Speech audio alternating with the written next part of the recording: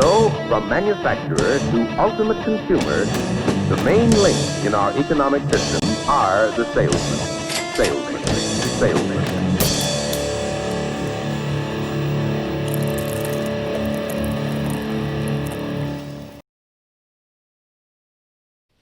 Hey everybody, I'm Clint. Welcome to another episode of the Salesman's Guide to Beer and Business. Today, we have somebody who's very important right now to me, but just because he is a back-to-back Salesman of the Month with also breaking a record at his store, right?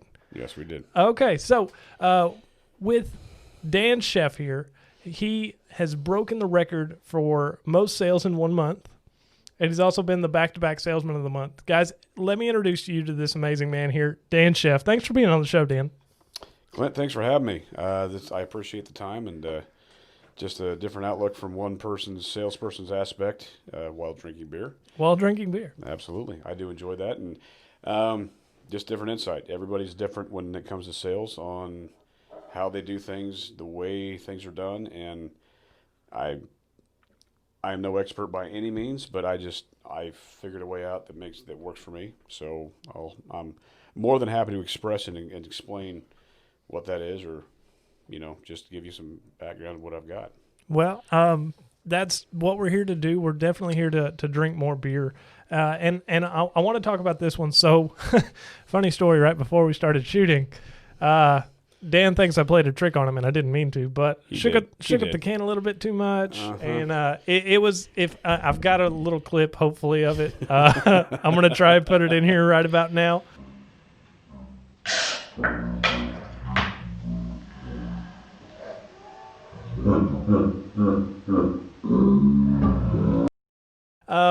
But it pretty much shot out of the top of the can. It was a nice 1.5 visor, geyser coming out of the top of that can. I'm like, oh, we had to grab a towel to get that soaked up. It was a lot of fun right before going to recording. So yeah, this was I've taken 2 drinks out of this beer, so you know how much was spilled out.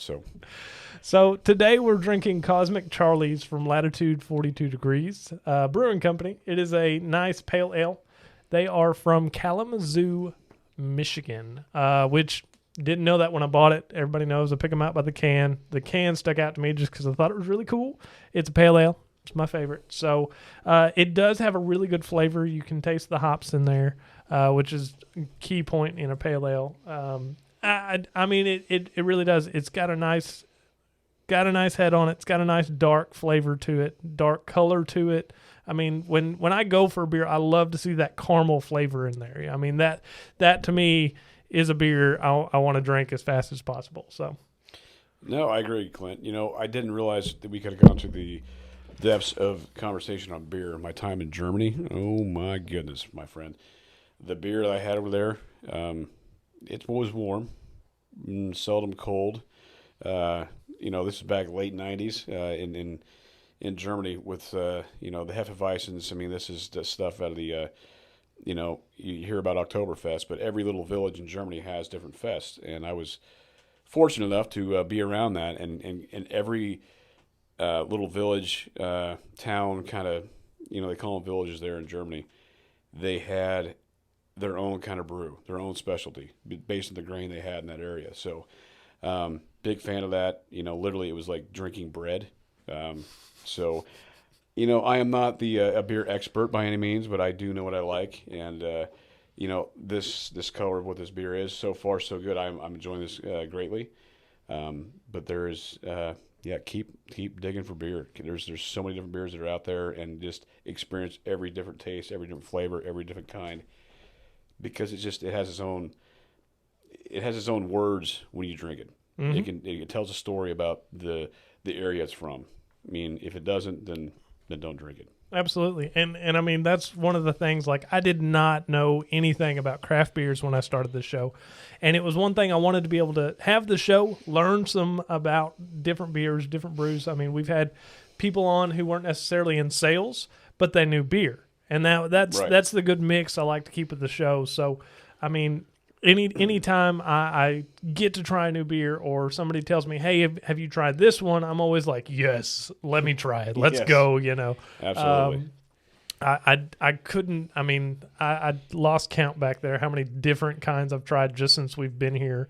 But I want to say it's been around 40 or 50 different types of beer, not just pale ales. That is my favorite. But and I try and stay local. I'm trying to stay in the Missouri area. And Missouri's got very unique. They've got a lot of different, micro craft brewers that are coming out here that are up and coming. That really just support your local beer companies. No matter what state or region you're in, these guys they're craftsmen with what they have. It may be good, may be bad, but you know what? Give it a try. Try it out because they're coming up with some different recipes, different styles. There's nothing wrong with a new spin on a traditional recipe. So, try it out and see what's available in your local area.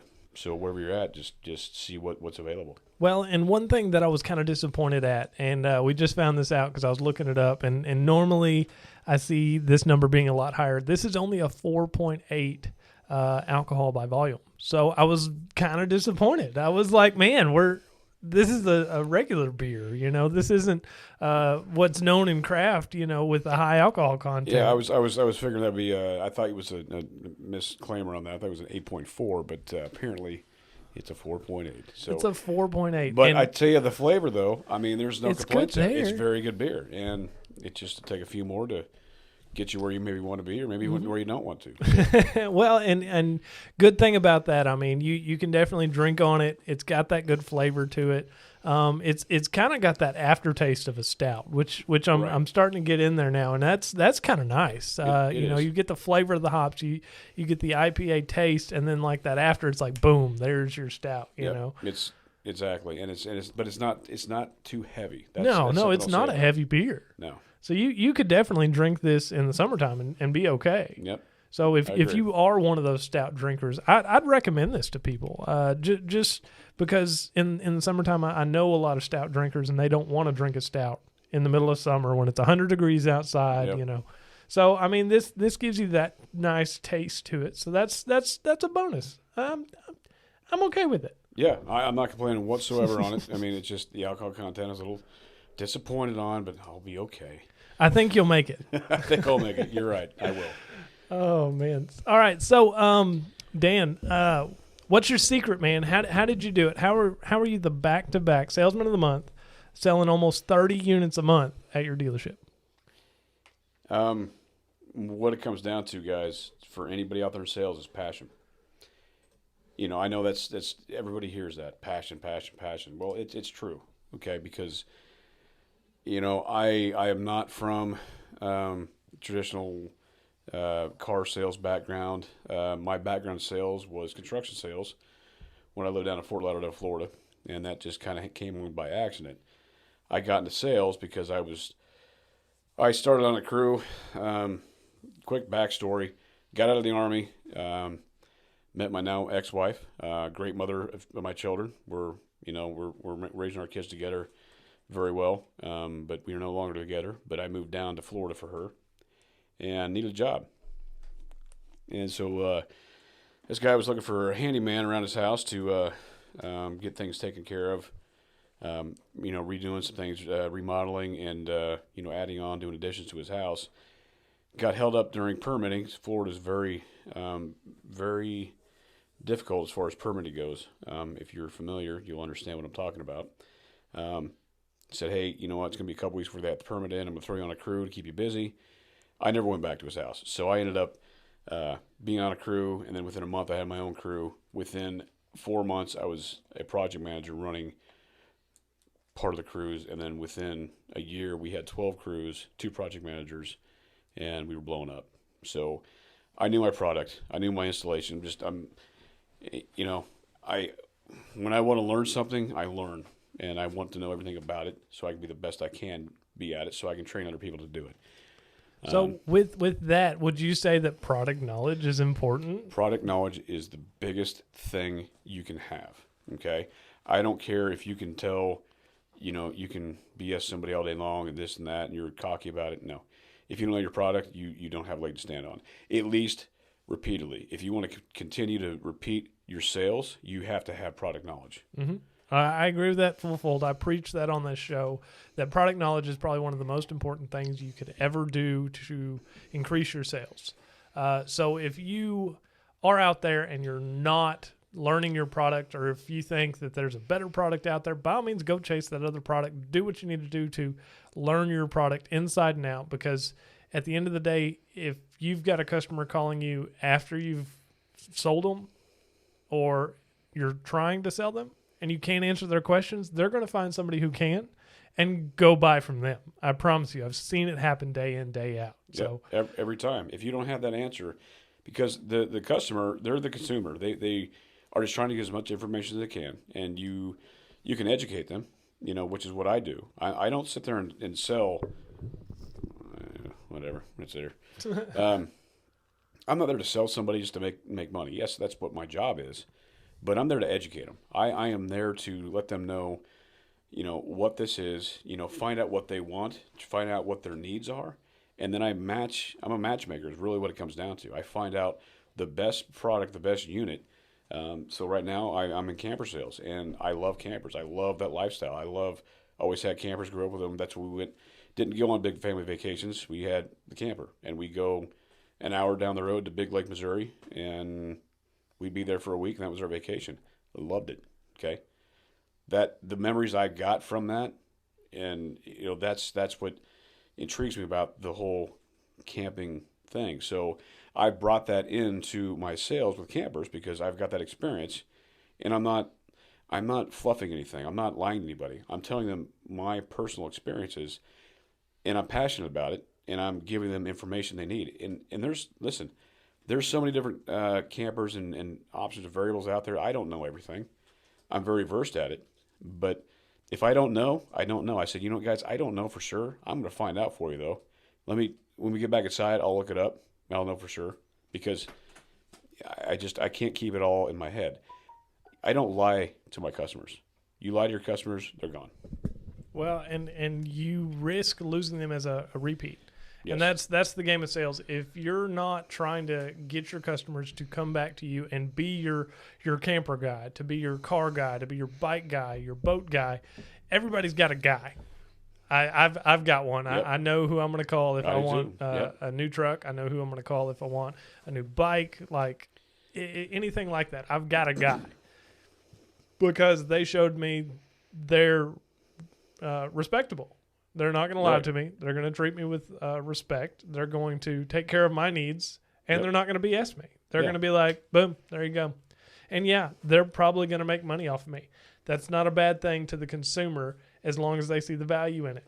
Exactly. They know they're being made money off of. They walk into Walmart every single day and don't haggle. Don't go, why is this so high? Can you take half off? No. They just bring that stuff up, you know?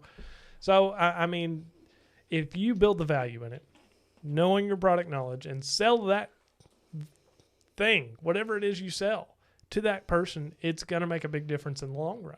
It's point and blank. I mean, it's dry. It's everything in that. It's for example, I've been very busy and haven't had a lot of time at home. I've got a 5-acre acreage, which isn't huge, but it's still a lot for myself.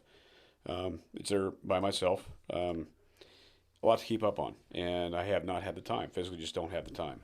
So I've got somebody I've known and respect his company and how he's done business, and I just called him up one day and said, "Hey, man, I need your help. I need you to trim my place up. I need to get some. I've got a pond. I've got a lot of trees. I've got probably 2 acres of it is woods, so I don't have as much, lawn to do, but I've got a lot to take care of." I said, "Hey man, can you help me out and get this done? Just do what you do and make it look the way it should be done." I came home the next day, and it was phenomenal. And I didn't question that because I know that's what he did and that's what he does. And so he gave me a price, and I didn't. Here's the thing with me. I wasn't going to say, well, you can do it better. I'm not going to haggle. I know your quality of work. I will pay for that. And there's nothing wrong with that. I will pay when I know it's going to be done right and correctly, and he's going to stand by it if there's something wrong or it needs to be addressed. So consider that in mind. When You as a salesperson, you get hit all day long. Oh, they're haggling. They want the better price, better price. Well, you've got to build the value in your product. And he already built the value in the product he sold me. And I came to him. I said, hey, I know what you do. Can you help me out? I didn't negotiate price. I said, what's it going to cost? Yeah, is that always good? Probably not. But I knew what his company was and what he did. And so I had no problem with it. So flip side of the coin, I wasn't selling. I was the buyer. But I knew the quality of the product and what was the end result was going to be. Well, and that's always a big thing that I always realize myself doing. I'm more lenient for somebody to make a profit off of me if I think their quality of work is going to be good because I've listened to them, Yeah. And I'm always in a sales mindset, Oh, absolutely, every day. I go to Walmart and there's a Girl Scout cookie stand outside and I'm like, I know those cookies don't cost $5, but I'm going to pay $5, It's just the way I'm triggered. Right. But you want those cookies. I want those damn cookies. So I'm going to get those cookies. but being able to step back from that and go, okay, do they have what I want? Yes. Okay. What's the price? Do you feel that's reasonable? Yes. Right. Okay. Just go with it. Because I know the ins and outs, and I know that he's got to make money just like when I was in sales, I needed to make money. So that's how it pans out. That's how it works. You've just got to be able to build the value in it, like you were saying, and to be able to show them the value of yourself. Yourself is a big, big part of this as well. Knowing your product, building the value in your product, and selling yourself. That's what you should be selling. Yeah. And so selling yourself, it's not, again, we call it selling because that's what ultimately at the end of the day it is. It's not selling yourself. It's showing the people you care and that you're actually passionate about what you're doing. I am horrible with names. I can remember a face every time. It's been a little different with masks on. I look at people, they look at me like, Dan, don't you remember? I'm like, I do. But you're wearing a different mask today. So yeah. So I'm like, I if I saw it, then it'd come right back to me. But, I have to work on my name placement. That's why, when I do meet people, I write their names down right away. And not to be offensive to them, but I tell them straight up, guys, listen, I see a lot of faces and a lot of names. I will remember your face forever. Your name, I won't. So I've got to write it down. And if I ask you again, I won't forget it. So my deal is I ask them twice, and once I know that second time, then I'll be good to go. That's just how I work. I've got my own kind of situation there. But, it's that personalization in the sale. It's not, here's a product. You want a camper? Okay, I'll show you a camper. Here's a door. Sorry, I keep hitting that damn microphone. It happens, man. I'm getting animated. It's the passion and the compassion you have with that conversation. That's the conversation is the biggest and most important thing about the sale, period. If you can't build a rapport with these people, then you don't have a chance in hell. You really don't. You've got to find something about them. What are their hobbies? What do they do? I'm not, don't drill them. This is not you're not going through, trying to, it's not an interrogation by any means. It's a conversation. You're pulling information as you're having that conversation. And based on that, you keep building it and building and building through the whole process. So by the time I come back in off the lot, and we found the camper, because I will find you the right camper based on what you're telling me, because I'm listening to you. I'm not just saying, I've got 3 campers I'm going to show to you. No, I'm going to list what you want. And you didn't like this, but you like this. You know what? Let's go to this one. And at the end of the day, I will find it for them. And they're like, this is perfect. This has all the features, has all the functions we wanted, and we really like it. I'm like, okay. So you guys found the right camper? Yes. Let's go inside. Let's look at some numbers and go from there. Oh, well, I'm not sure if we're ready for that. Okay, I understand. You're going to have objections, and that's fine. Objections are just it's a stepping stone within the process. So if you every time they say no, if you gave up, then, well, you shouldn't be in sales, period. No. Okay. Because overcoming objections is an everyday thing. Because, and I do think a lot of people don't realize this, but the first objection you get is what? I'm not buying today. No. Or just looking. Just looking, yes. Just looking. Yes. Of course you're just looking. Yeah. Of course you're just looking. Well, so what are you guys looking at? Let's look at it together. Dang, I keep banging this. I'm going to have so much editing to do. Oh, my gosh. I'm sorry, brother. I love it, though. It's just like... But no, seriously, the just looking objection. I do it every time I go into Walmart or any type of store, really. Hey, can I help you? Nope, just looking. Just looking. And it's almost like second nature to say it now. We're trained that way. We are. Now, but flip that around, Clint, because I don't like to spend time in malls back when it was a thing. Like, I don't know if we even have a mall exist anymore. But, I will go to a certain place. I'm looking for something specific. Mm-hmm. And they'll say, can I help you? I'm like, yes. As a matter of fact, you can. This is what I'm looking for.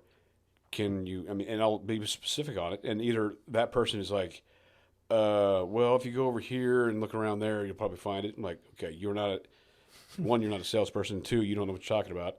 And then I'll move on to the next person. I will either find it myself or I will find somebody that has it. And if that person can help me through the process, like I do to other people, then yeah, dude, you got a sale here. I'm easily sold. When I say easily sold, I know what I want. You're not going to convince me or flip me very easily.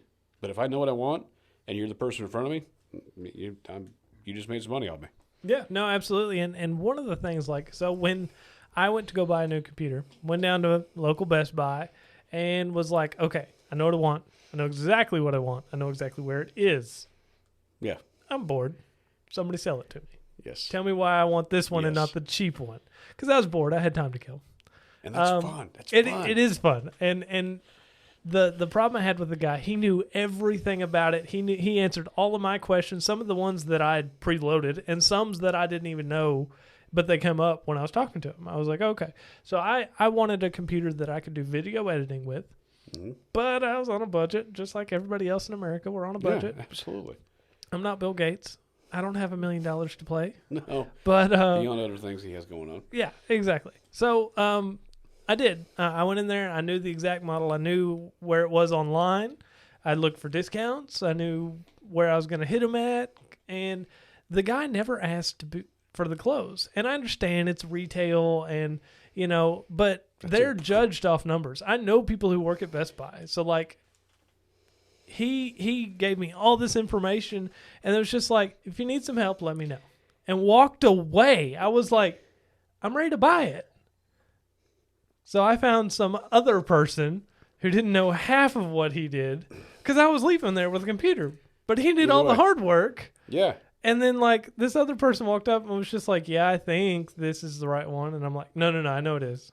Just, do you want to buy it? Well, yes, I do. Yeah. And that's what she did. She was like, do you want one? I'm like, yes. Yes, I do. And what was that? That was a question, correct? It was a question. She asked for the clothes. She did. She was like, it was that simple. It was that simple.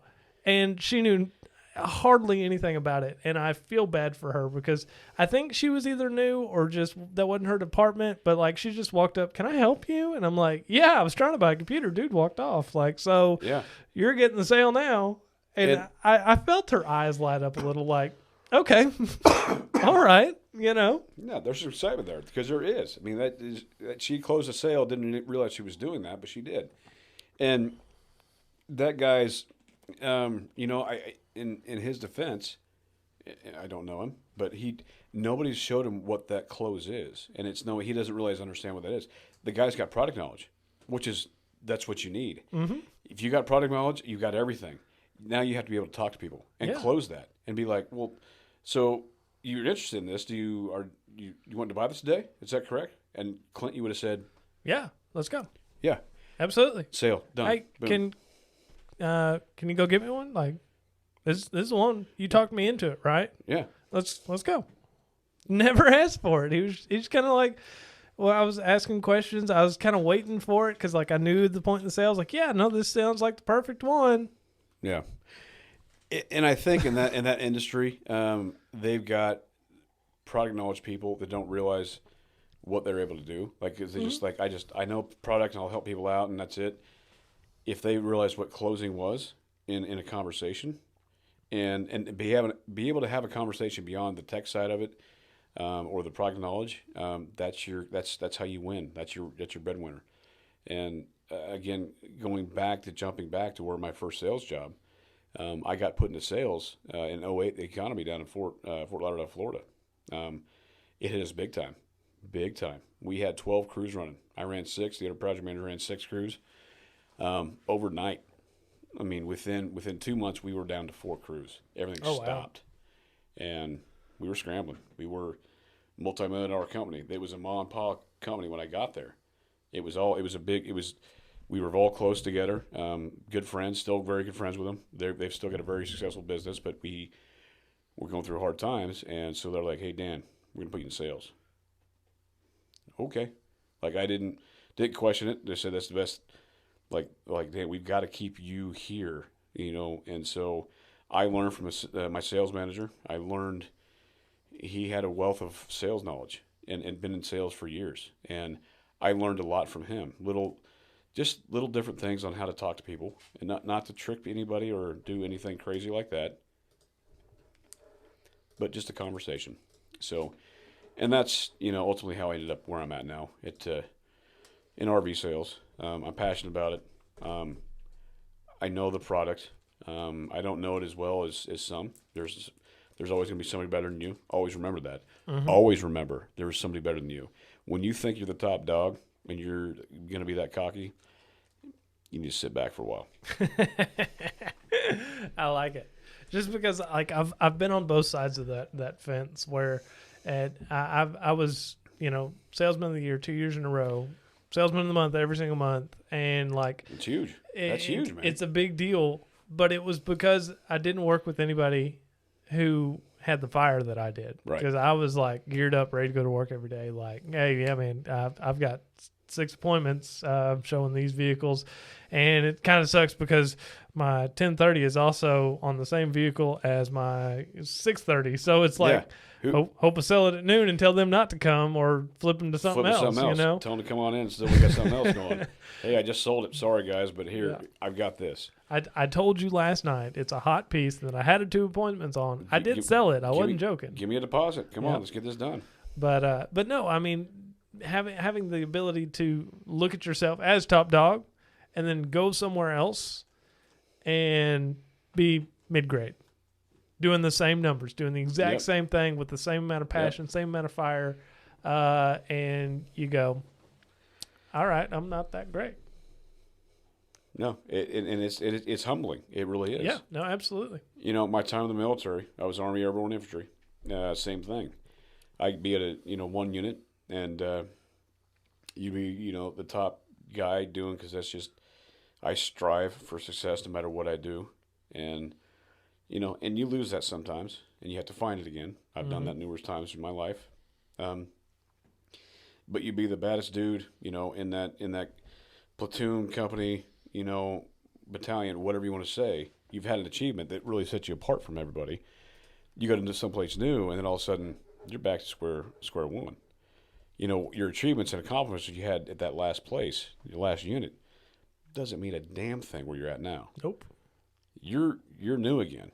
And, even so, Army-wise, I go from one unit to another unit. You're starting over every time. You have to prove your mettle. You've got to prove who you are.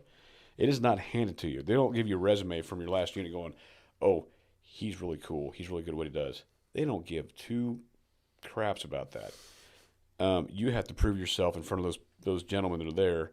And they're not gentlemen. They're grunts, okay? Army Airborne Infantry. You are on the blotter. They cut you no slack. So either you're all in or you're all out. Mm-hmm. And so that's my background. So that's just how that never give up mentality. I'm tired. Oh well, keep pushing. I'm hungry. You know what? I missed lunch today. I'll finally eat lunch at 3:00 this afternoon. I ordered it at 11. I'll finally eat it at 3. It's cold, but you know what? It's still food in my belly. Yeah. I made a sale, or I didn't. It's on edge, and you know what? That's the desperation, or not desperation, but the unknown of you spent 3 hours on a lot with someone, and you're convinced you're going to buy today. They're going to buy today. You've got this knocked down. You come down to it. You give them numbers and everything else. Like, okay, well, we're going to think about it. and you've gone through all the questions. Like, well, what's to think about? We've kind of narrowed everything down. Well, we're just not quite ready yet. We have to think it over. For the night, and that's fine. We hear that all the time. So, and this is a dance. Okay, this is a fine line, because you have the opportunity to close them down and make it happen right then and there, or that sale is going to walk out the door. So, I can't tell anybody how to do this. All I can tell you is you have to figure it out on your own. Mm-hmm. How to, you've gained that confidence with these customers over the past, say, 2 hours, hour, half hour, whatever it may be. How much can you put of yourself into them to make them understand, hey, this is going to be gone tomorrow, or this is, you guys want to think about it? I want you guys to think about it. I understand that. But if you think about it all night and it's gone and sold by morning, then what was the point? Well, if it's meant to be, it's meant to be. Well, you know what, guys? If it's meant to be, it's meant to be. You're correct. You're here for a reason. Why are you here? Well, we want to buy a camper. Well, so what's the problem? We found the right camper for you, right? Well, yeah. Okay, so what's our holdup? Oh, we have to think about it overnight. Why is that? Well, that's just how we always do it. But why? Oh, but why do you always do that? Well, that's just what we do. Okay, so that one time you didn't do that, and you lost that deal, were you upset about it? Oh yeah, every time. Like, so here's the thing: you're gonna wake up tomorrow. It's gonna be sold. Maybe it won't, maybe it won't. But if it's gone, you're gonna be mad at me. You'll be like, why is that gone? Like, well, you didn't put a deposit on it. You didn't do this, do that. It's that last. You're going to the very final edge of where they're at, without upsetting them, but making them understand and realize this is an opportunity. Take advantage of it right now while you can. And that's what you've got to figure out. Well, and that's one thing that I always did when I would go out and do it like a manager TO. Introduce myself, we get some laughs going, and you go, guys. Dan's already told me, y'all love this unit. This is the perfect unit for y'all, correct? Yeah. Okay. So let me ask you this: there's something holding you back, and I want to know what it is. Is it Dan? Do y'all not like Dan? No, Dan's been great. Dan's been awesome. Okay, so it's not Dan. It's the right camper. Is it my numbers? Is it the price? Well, no. Maybe it's not the price. Is it your trade-in? Well, we would like to get more for our trade. Boom. You got an end. You're going back into negotiation. Yep. And you go, okay, if I can do better on your trade, y'all ready to take it today? We'll get it prepped, ready. We'll get you walking. We'll get your paperwork started, everything. And that little bump right there saying, okay, hey, so if I did better on this, guys, honestly, if I can, listen, I don't know what I can do. I got to go back, so in the car industry, the camper industry, they call it the tower. For all those you don't know, listen, I'm going to take this back to my manager at the tower. But this is a serious thing. If I can get this done for you, say we can throw in that hitch, for the camper. And if I can do that and get this done today, will you buy this thing today? Guys, I'm not trying to push you. You're already right there. You love the camper. You want to wait it overnight. But if I can get you this extra bit here to make this happen right now, can you do it? Absolutely. And all you're doing is asking a question. Yeah. Okay? And if they say, nope, it's fine, I'm like, you know what? It's fine. I'm not going to keep pushing you at that point. But they're on the verge. They're on the edge. So you have to push that envelope as comfortably as you can until they either say yes or no.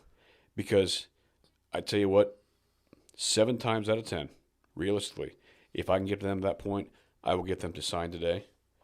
And that deal, I may not have it. I can maybe come back and say, you know what, I can't get the full hitch, but what if I give you a $250 gift card to the store or towards your hitch? And, well, yeah, okay. And you never know. Mm-hmm. Until you present it, you never know. So don't give. Here's the biggest thing. Don't give up. Oh, they're not buying. They want to go home. I still struggle with that. Mm-hmm. I have to go through that process in my mind. Nope, they're not going to do it. No, well, and one of the things, and I always tell my salespeople this: ask them why. Yes. If y'all come to numbers and they say they love the camper and they're okay with the price and trade-in and payments and all that, why aren't you buying it today? In this day and age, and one thing that we were talking about earlier off the show is the inventory business right now is crazy. Everybody is running out of business. Yes. Manufacturers have been shut down for months, not days, not weeks, months. Things are running out. You see it on the grocery store. You see it in our industry. You see it all over the place. Amazon takes 30 days to ship you something now. I know. They were down to a day. You order it at 12 o'clock midnight, you get Boom. it before 10 o'clock the next morning. No more. Yeah. 30 days back now, because that's how long it's taken everything. Everything has slowed down. And you're telling me that they're not ready to buy today? I don't believe it. And that's here's the hard truth, guys, is when they, they're saying, oh, we're not ready to buy today, because they're so used to saying that to every dealership they go to, or whatever they do, or that's just they're putting up their blockade. They don't know what it is. They don't do what we do every day in sales, right? They're scared, and it's fine. They can be scared. Hold their hands with the process, and let them know, like I tell you what, I get people that are scared, like we can't do this. Stay in contact with them, stay informed with them, just build the confidence. So that's the whole thing about you as a salesperson. Instill the confidence in them when you first get out there. Like, show them you're in charge. Like, they want somebody to show them everything. You're going to have that customer that wants to go around and tell you how everything works, and they know more about your product. Like in my industry, campers more than I do, and I'm sure they're out there, and that's fine. But I'm going to be the one to show them, hey, guys, what do you want? What are you looking for? I'm going to show you what you need. By the time I'm done, I'm found the right one. If I haven't, then either I didn't have it in inventory, so I've got to bring it in. I'll still get a deposit and bring it in from somewhere else if I can. But I'm not going back inside until I've exhausted all possibilities. Exactly. And that's what I love about it, because there are so many different ways, and just like a different face coming out asking the exact same questions you already asked them. You get a totally different answer. You will. You'll get a totally different answer, and that's when you've got them on the hook. They're interested because they're trying to spin their wheels right now. Like, can we afford this? Is this the right one really? And you come out and you show a different face or a manager's face, and you go, guys, the numbers are right, the camper's right. What's the holdup? What are you waiting on? Is there something I can do to help you make that decision? Yeah. With campers, is it storage? Do you need 30 days worth of storage? We can do that here. Is it the hitch? I'll give you $100 gift card towards the purchase of that hitch.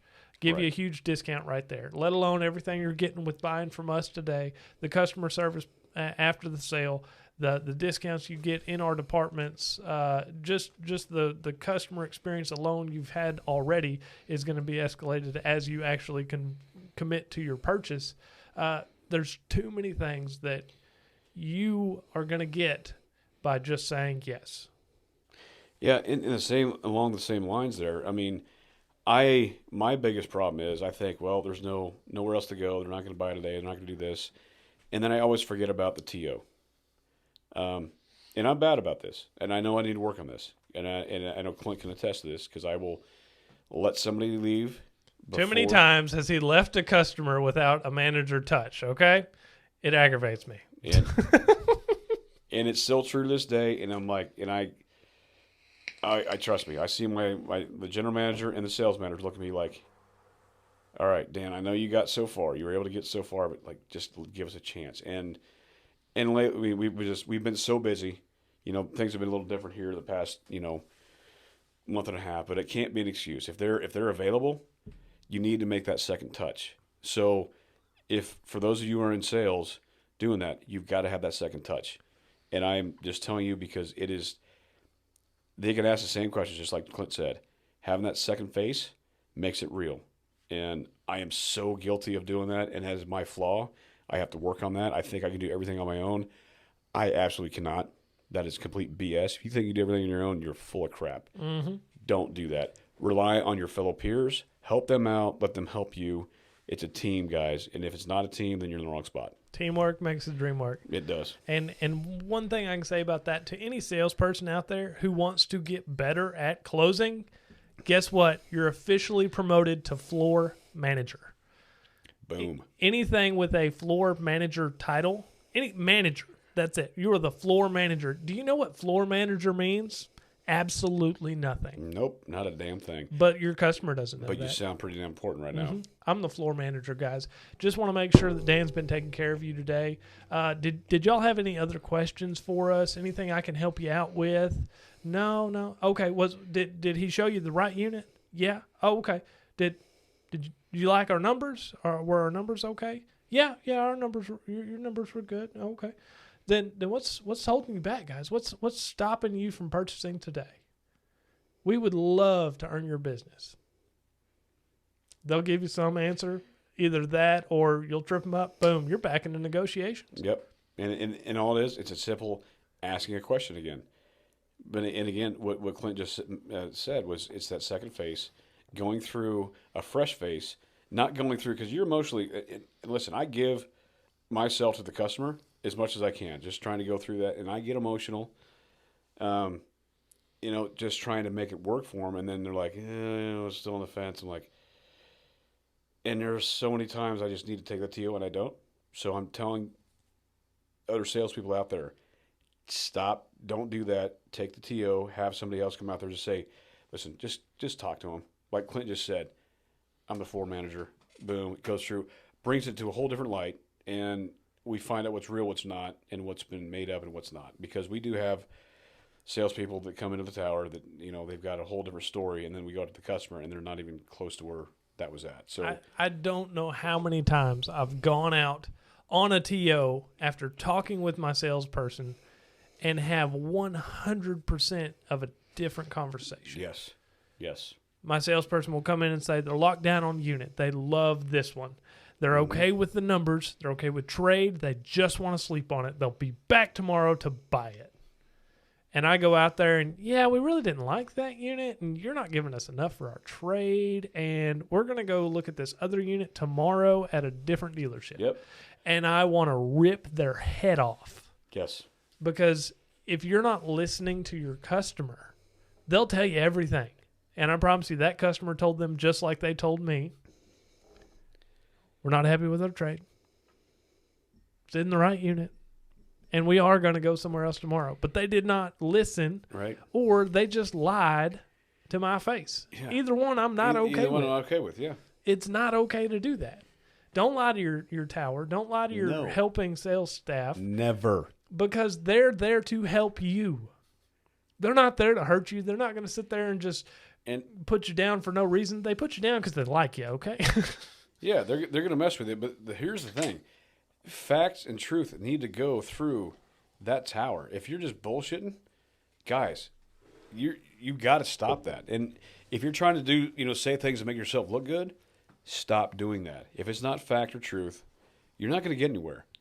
No. Because I'm not going to say any names at all, but I've got people that are like, oh, they're buying it. Oh, they love it. They buy it. They're going to buy it.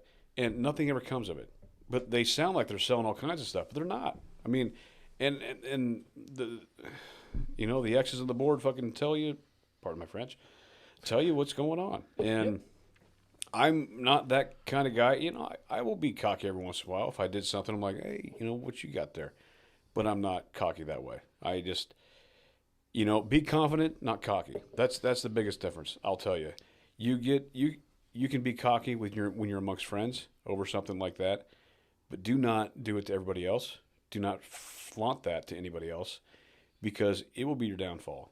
Be confident. Okay, that is the key thing, confidence. And what confidence is experience, but also, again, passion and knowledge. Be confident about it. You don't have to know everything about a camper. I don't. I came into this, I didn't know anything about it, but I had the ability to talk to people, and I had the ability to say, I confidently don't know what the freaking holding tank capacity of this camper is. I don't know, guys. Oh, why don't you know? I'm like, listen, I've got like 300 plus campers on the site, on the lot. I can't keep track of them all. But you know what? I will find out for you guys. When we get inside, I'll get you all the specs on this unit if this is the one we're at. But is this the unit you like? Well, no, I just kind of was curious. I'm like, well, pick my brain all you want. I'm not going to know every detail on it. So let's find you the right unit. All right, let's go. So I don't know how you want to spin that or even talk to that. I mean, it's just you've got to have a relationship with your customer ultimately. So I do want to change gears. I know we're kind of on a long tangent, but I want to know. Be careful, because they just watched me have another beer explode, and it exploded, just not near as bad as that first time. What is your trick to getting an already exploded beer, getting the head to go down? What's your trick? Well, move your mic. Let's get a visual here. All right, so a trick. Commando here. This is kind of non-conventional, I guess. Can I even see? I'm trying to see. Okay, so here. I'll put it on you. Solo mode. Okay, here we go. Okay. It's a big knife. That is one of many, by the way. I have a problem. So Clint opened his beer. So I'm gonna do a little refill.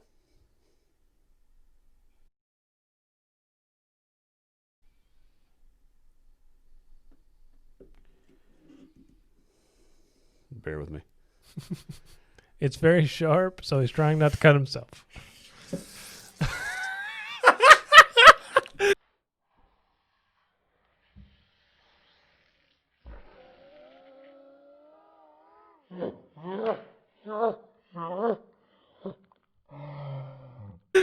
Oh, yes.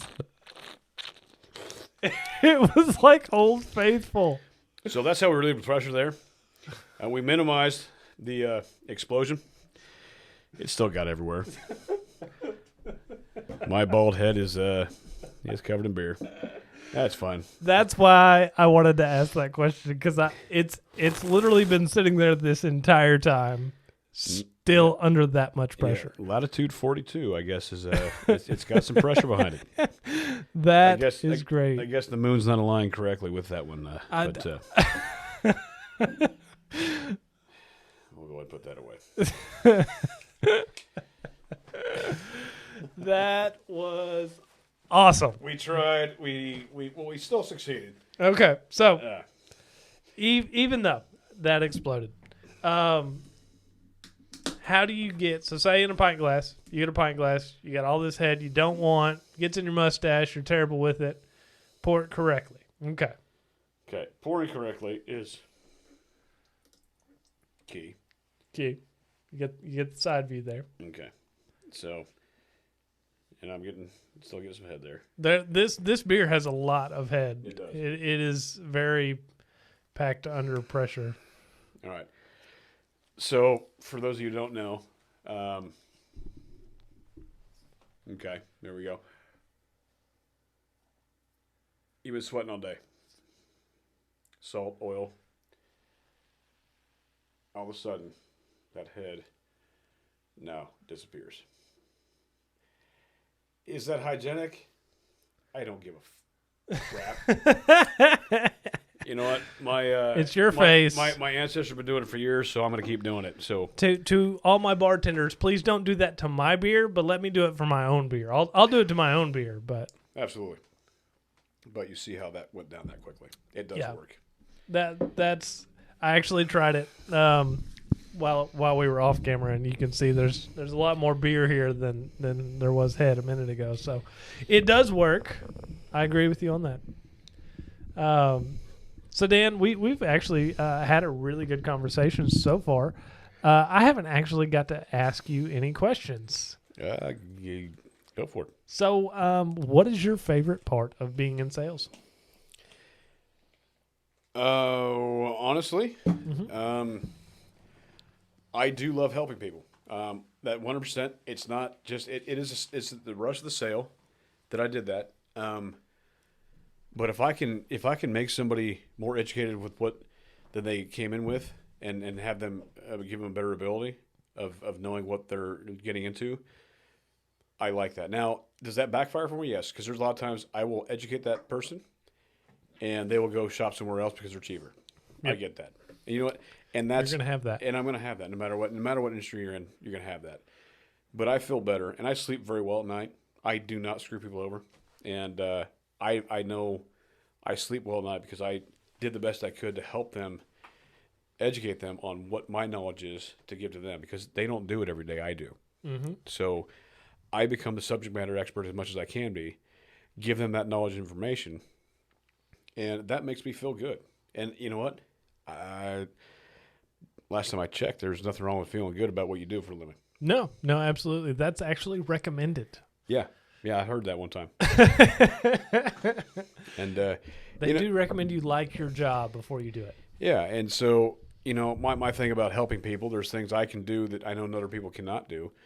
Big thing. Reason I joined the Army right out of high school. I didn't go to college out of high school. That was my choice. I wanted to serve my country, but two, there's things I know I could do and wanted to do that I know other people couldn't do. So that was in my mind, that was my job to go do that. Mm-hmm.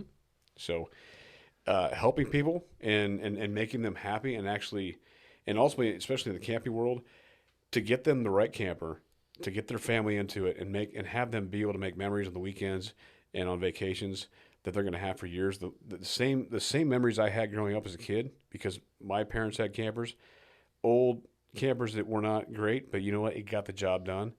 If I can do that for these people and make memories for their kids as well, I know I'm making a difference in somebody's life.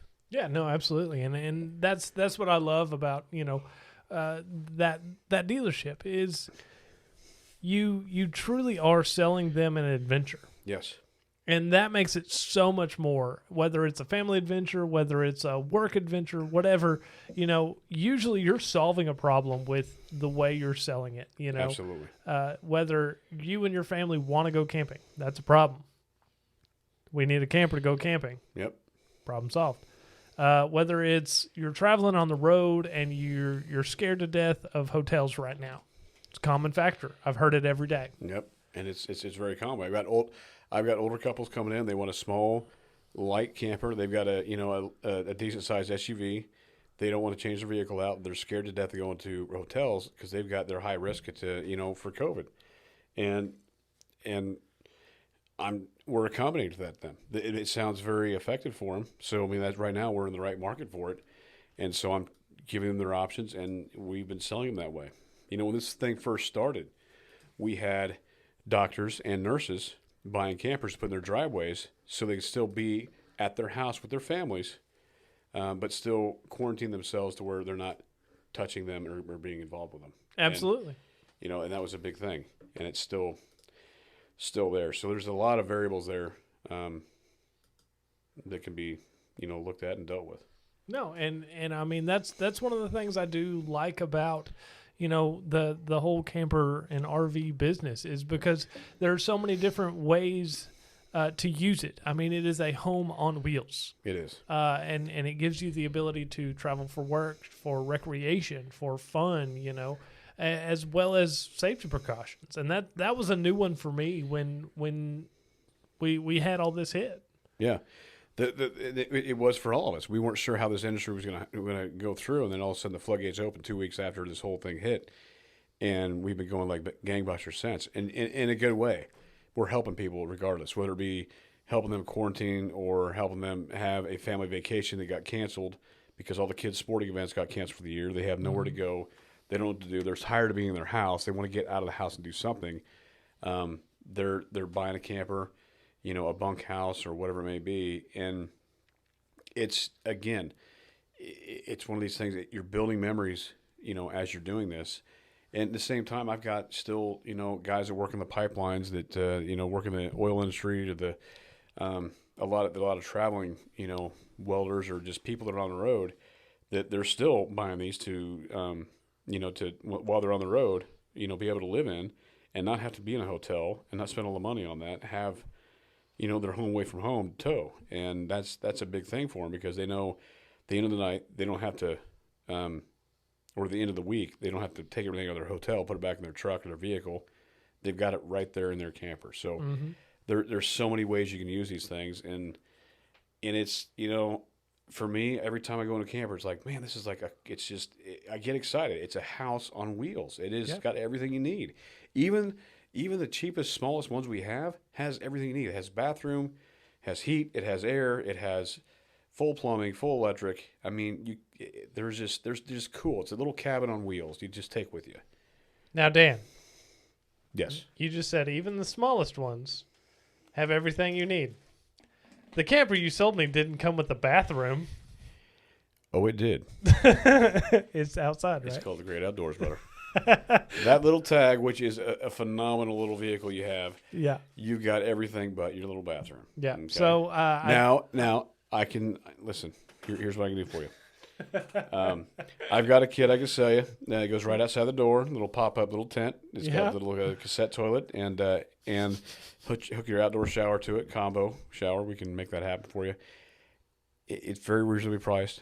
It'll fit right inside the camper. We could probably make that work today, right? Yeah. Oh, yeah, of course. Okay. You already closed me, bro. I already bought it. I've already made my first payment. Okay. I just want to make sure. All right.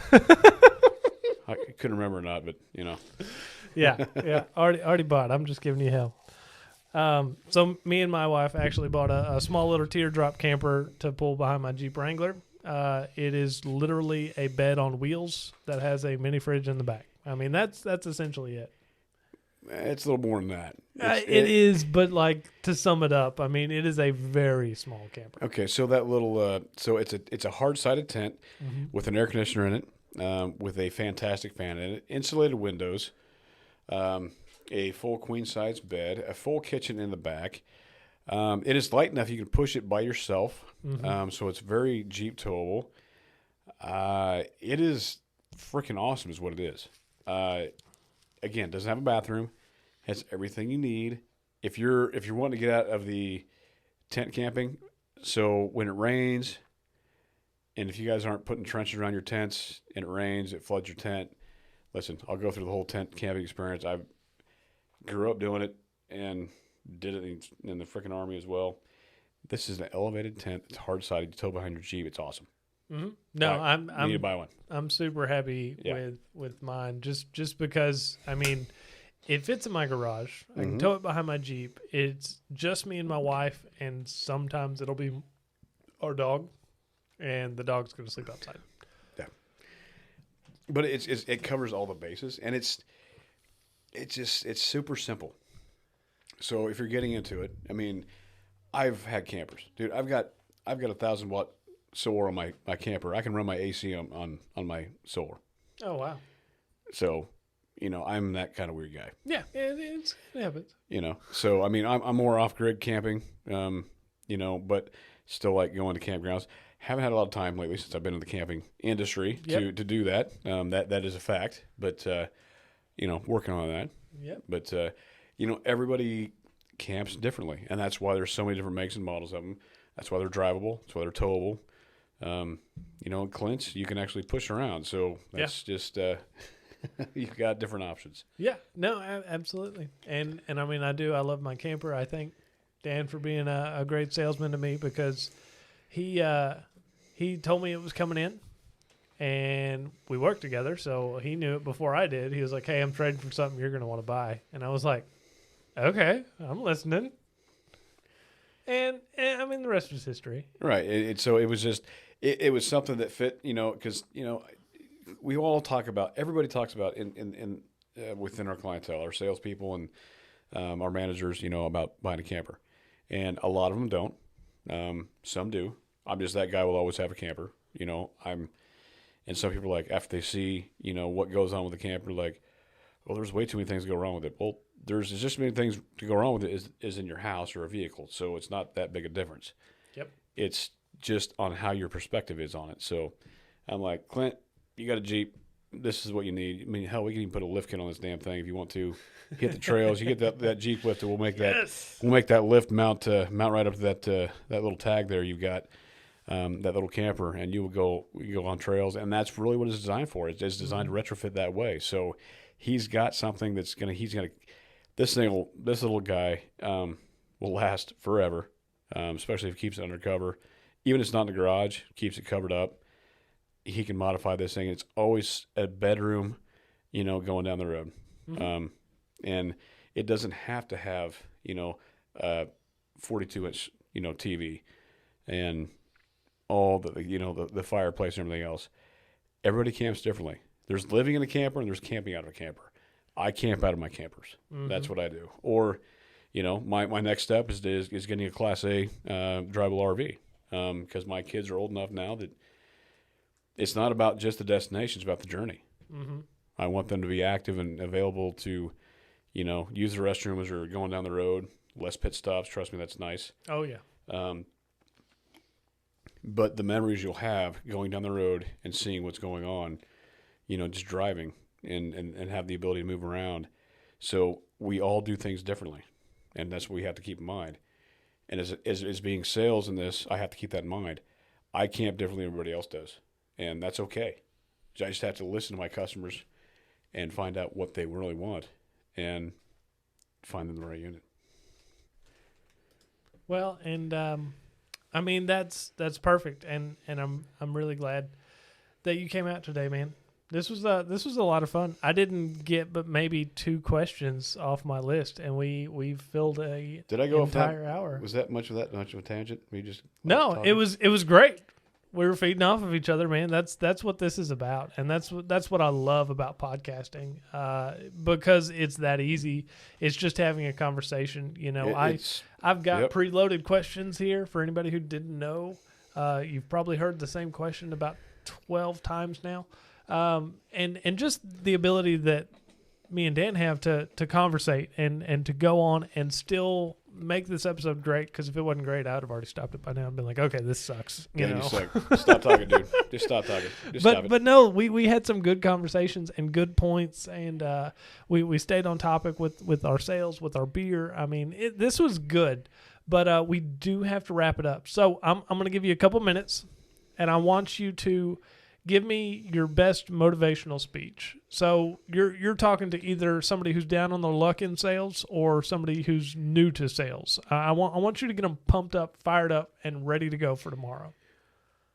All right, guys. So first thing, what I want you to do is get up, make your freaking bed in the morning. Okay? Sounds silly. Do it. Okay? I'm coming from a military background, and I'm not bragging about that. I'm just saying that's where I came from. And you know what? Every morning your stuff had to be tight. Okay, little things like that, because you know what? At the end of the day, and there's a full speech from it's a Navy SEAL. Navy SEAL, and he did it so well, and it rings so well with me. He said, no matter what you do at the end of the day, or by the end of the day, you come home to a bed that's made, and that gives you a little gratification. Said, hey, I did something today, no matter what you did. All right, so first of all, get out of bed, get your lazy butt out, quit hitting the snooze button. Get up. Before you do anything else, make your bed. Before you go to the bathroom, make your bed. Because you know what? I'm doing that. I haven't done that for a long time. I'm getting back into it. So it's a full cycle, guys. So start there. Moving on from there, do not doubt yourself. Okay? You are your own worst critic. I understand that. Don't be that critic. Gain as much information about what you do as you can. Do not overthink what you're doing. Do not overthink, oh my God, I lost a sale. Guys, most of the time it's not you. Maybe it is. And analyze that a little bit, but do not overthink it. Okay? Because you will eat yourself up to the point where you'll think you're worthless and you cannot do anything. You have to have confidence in sales. Confidence in sales, again, is based on knowledge and just the ability to ask the questions. And I know that may not be very clear, but to me it makes perfect sense. So what you got to do is not back down when they say no. Say, well, why not? And just ask them, why not? And you're getting a response. Well, because, or this or that. Do not stop Do not back down from that questioning. Keep it civil, keep the conversation going. But I guess, ultimately at the end of the day, guys, you will be your own worst enemy, your own worst critic. You got to stay out of the way of your own self. It's not easy to do.